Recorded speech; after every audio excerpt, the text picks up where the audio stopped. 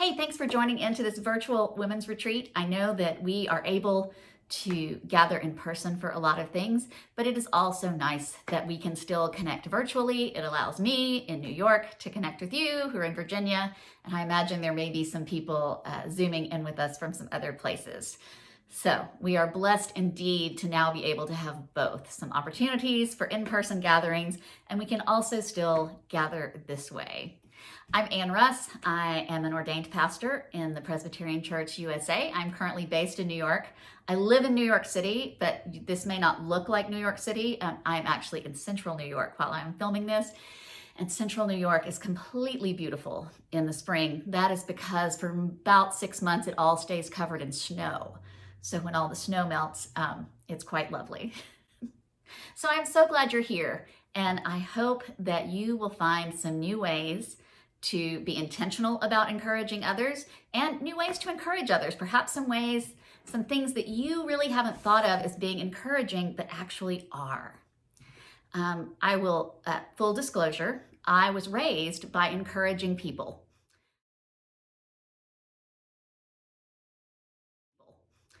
Both of my parents are mental health care professionals. They are natural born encouragers, and I grew up thinking that that's what everybody's household was like. And as I got older, I began to realize that not everybody lives in a family of encouragers.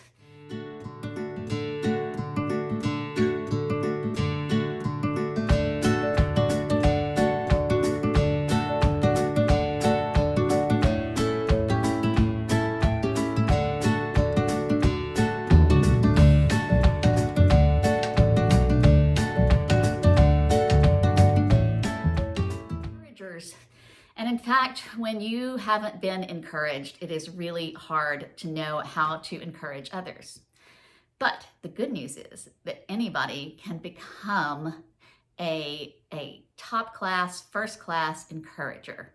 It requires no special skills. It does require some intentionality. And I know we throw that word around a lot about intentions and intentionality. But that is the best word here. When we want to be encouragers, we do need to be intentional about it. It does sometimes require some thinking and planning on our part in order to be good encouragers. So anybody can be a world-class encourager. Anybody can do it. Sometimes it just takes a little bit of thought and a little bit of planning. So why should we encourage others? You know, it's one of the best things we can do in this world to change the world. So why should we pay attention to this? Why should we be intentional about encouraging others? First of all, it's one of the easiest things we can do that has the most transformative effect that I can think of. Encouragement. We can encourage people that will change them in ways that we never know. Things that are almost just throwaway statements for us, things we might not have even thought about, will be something that was just the thing that person needed to hear. And I know this because I have had people come to me and tell them that something I said to them changed the trajectory of their life. And I don't remember saying it to them. That is how small a thing encouragement is that can make such a big difference. Some encouraging comment from me that I don't even remember making changed someone's life for the better.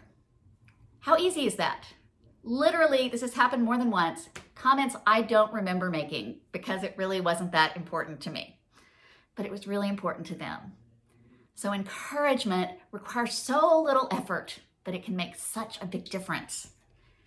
And we can be encouraging at any time. You know, this past year, it just seemed so overwhelming. And living in New York City, especially when things were so bad and the hospitals were full, and I'm sitting there being a preacher who's not serving a church in New York City, feeling like, gosh, what on earth can I do to help here? And one of the things we can always do is we can encourage other people. We can pick up the phone and call people and see how they're doing and tell them that they can do this. We can send notes to people. There's all sorts of things. No matter what is going on in the world and no matter how helpless we feel, we can always encourage someone. So that is a really great thing. That is a really great tool to have in our toolkit. We can always encourage others. There are times when encouragement is not called for, and I'll talk about that in our second segment. But in most cases, we can always do something to encourage others. Another reason we should encourage others is it is biblical. The Bible tells us so. My grandmother was big on the Bible. And if you were ever having a theological discussion with her, even if she didn't agree with you, she would say, well, you can back it up with the Bible. If you could back it up with the Bible, she would concede that perhaps you had a point. So I think she would be very pleased to know that when it comes to encouragement, we can back it up with the Bible. So in 1 Thessalonians, we are told, therefore, encourage one another and build up each other, as indeed you are doing.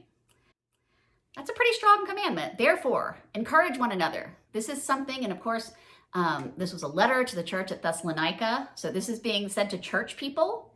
And that is one of the things we are supposed to be doing, is encouraging one another. Encourage one another along this journey. And here's an even better one. I love this. May the God of endurance and encouragement give you the same attitude toward each other, similar to Christ Jesus' attitude. Now, I don't know about you, but when it comes to trying to be more Christ-like and more like Jesus, I am really bad at it. Whereas Christ is loving and patient and kind, I tend to be irritable and snarky. I don't always, don't always. I rarely ever measure up to being like Jesus. However, encouraging, may you be encouraging one another just like Jesus did. I can encourage people. I can be like Jesus in that way. There's a place where I can be sure that I can be like Jesus. Being encouraging towards one another is just one of our callings as Christians. I'm sure you're all familiar, or at least know the name William Barkley. He is probably, one of the most well-known writers of Christian commentary. And here's what he says about encouragement. He says one of the highest human duties is the duty of encouragement. It is easy to laugh at people's ideals. It is easy to pour cold water on their enthusiasm. It is easy to discourage others. The world is full of discouragers. We have a Christian duty to encourage one another. Many a time, a word of praise or thanks or appreciation or cheer has kept a person on his or her feet. Blessed is the one who speaks such a word. Blessed is the one who encourages others. And here's another thing about encouragement. You can't do too much of it. Sometimes people worry about if people receive too much encouragement, they'll never learn to deal with harsh things or criticism and all that. Yeah, don't worry about that. Because the criticism and the discouragers, they're going to come. Nobody is going to escape that. So never worry about encouraging too much. Not a thing. In fact, studies have shown that for every discouraging thing or act a person experiences, for everything someone experiences that is discouraging to them, it takes 5 instances of encouragement for them to bounce back, to balance it out. 5 to 1. So, too much encouragement, not a thing. So here's a little thing that I like to imagine, and I learned this at an early age, again, raised by mental health care professionals who are also natural encouragers. I was a child in the 70s when something called transactional analysis was really big. That's when you saw the bumper stickers, have you hugged your kid today? Kids are people too. There were some other ones like that you may remember if you were around then. But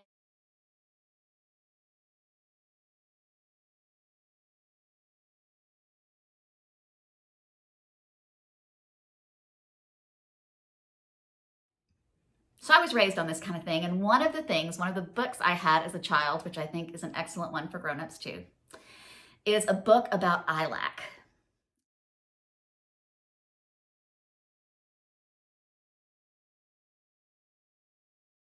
And ILAC stands for I Am Lovable and Capable. So what ILAC is it's an imaginary, maybe not imaginary, it's an invisible sign that everyone wears around your neck as you go out into the day. Everybody has one. And as you start the day, it is fully intact.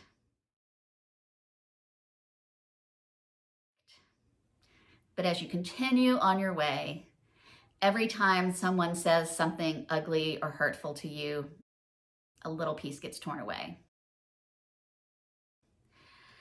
Every time you screw something up, or you make a mistake, or you fall short of who and where you think you should be, a little piece gets torn away. Every time something happens to make you feel less than, or like you are not enough, or that you are unworthy, a little piece gets torn away. And so there are some days that by the end of the day, our I lack sign and our mood and our sense of self-worth are just absolutely in tatters.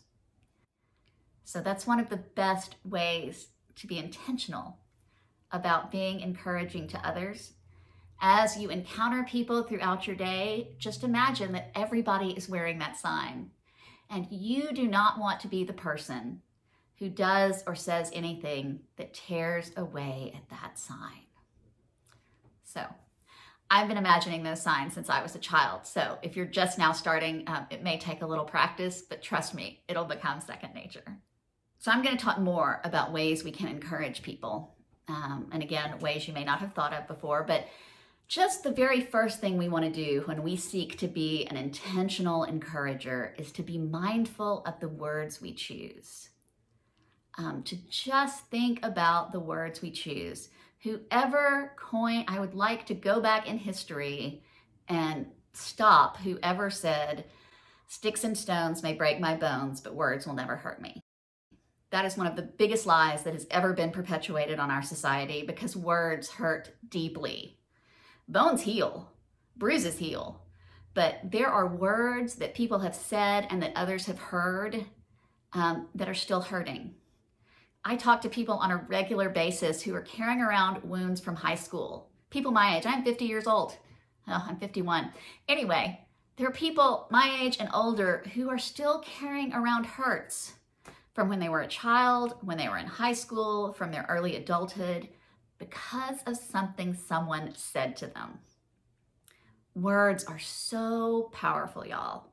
And again, the Bible recognizes this. James 3:5 says, "A word out of your mouth may seem of no account, but it can accomplish nearly anything or destroy it." A word out of our mouths can accomplish nearly anything, or it can destroy it.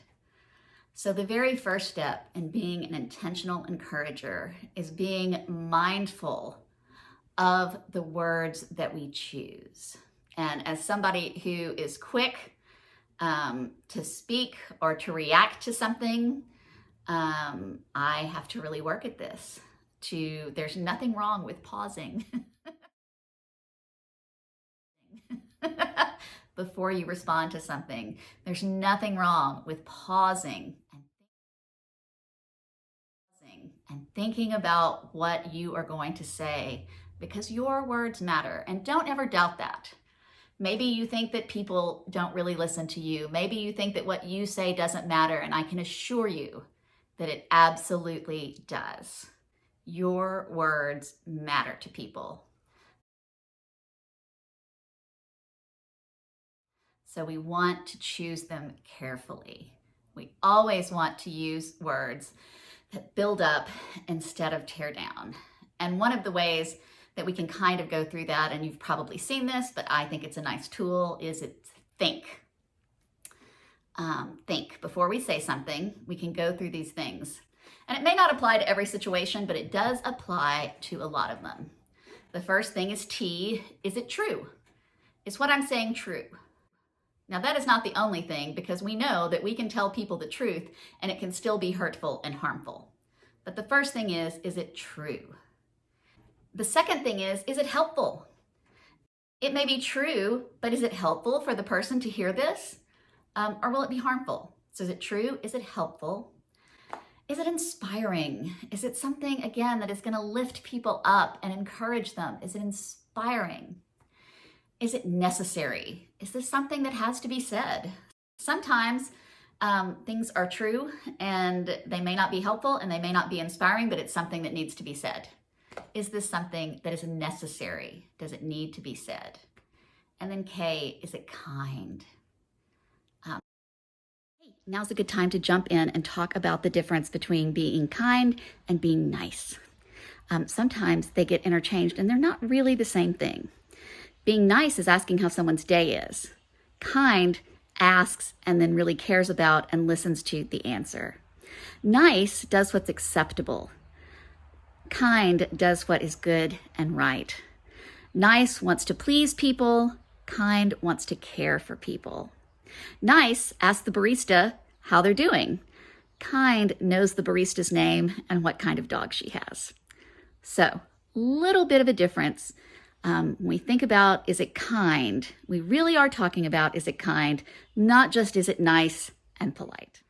So all of those things are things to consider. Is it true? Is it helpful? Is it inspiring? Is it necessary? Is it kind? And I think if you answer no to at least 2 of those things, and certainly if you answer no to 3 of them, it probably doesn't need to be said. It probably does not need to, those words probably don't need to make it out of your mouth.